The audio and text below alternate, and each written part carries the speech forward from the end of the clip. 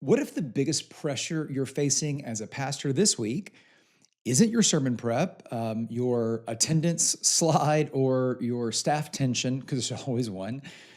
What if the pressure is spiritual? Because you've started leading Sundays without expecting God to do much of anything. That's what we're going to talk about in this episode. Nearly every week, I sit in different churches, different cities, different cultures, but I've noticed something very consistent.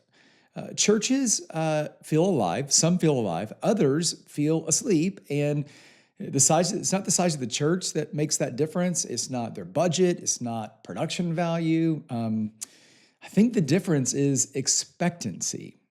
And that's the pressure that we're naming today.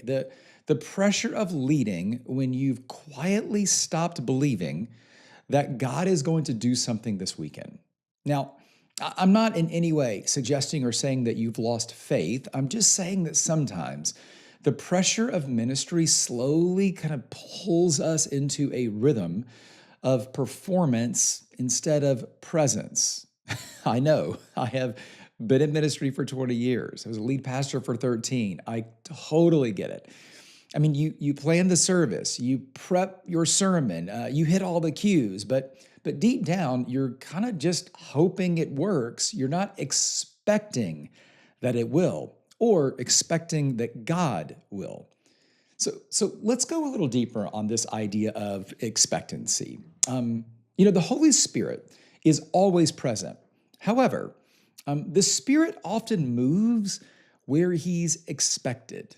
I've seen churches with barely any staff and hardly any budget, but they have a culture of expectancy, and that's fueling this powerful momentum in their church. Those pastors, they lead differently. Their worship teams prepare differently, and the church, the people in attendance, they engage differently. When I see that, I'm tempted to ask why, right? And here's what I think: because the leaders that show up with faith that this Sunday, right, not next month, not on Easter, but this Sunday is when someone's life could change. That kind of belief, it is contagious.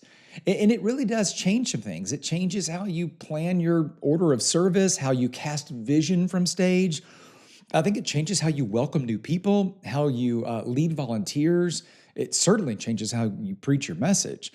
I mean, expectant pastors, expectant leaders, they don't just deliver content, they are carrying conviction, right? They believe that God is ready and willing to move, and they lead like it. So let me kind of challenge you a little bit, okay? How about this Sunday? What if you showed up early? And what if you prayed like someone's going to meet Jesus today? You didn't pray just that the service would be good and that, the gremlins in production wouldn't bother what if you really prayed that someone would meet Jesus today? What if you showed up this Sunday and you encouraged your worship team to sing like the Spirit is already there? I love the song, Holy Spirit, you are welcome here. But the reality is that the Spirit is already there, and He has made Himself perfectly welcome without us saying that. He's there. What if we acted like that? And what if you preached your sermon this Sunday like heaven is leaning in? So here's the truth. When you expect more from God, I think you'll start seeing more movement in the people of God, in your church, in your people, the people you've been called to love, to pastor, to serve. And not because God was waiting on you, but you finally stopped waiting on Him.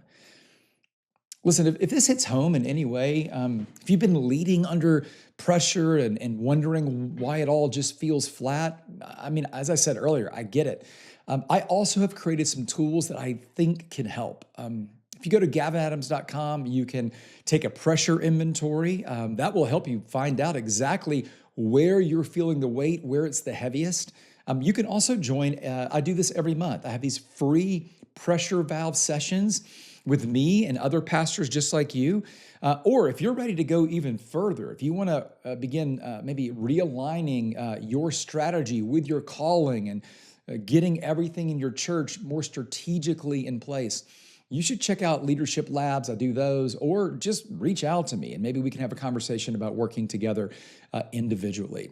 I'd love to help you reduce the pressure and lead with more expectancy. You've got this. And here's the good news: God has that, and He's already in the room waiting.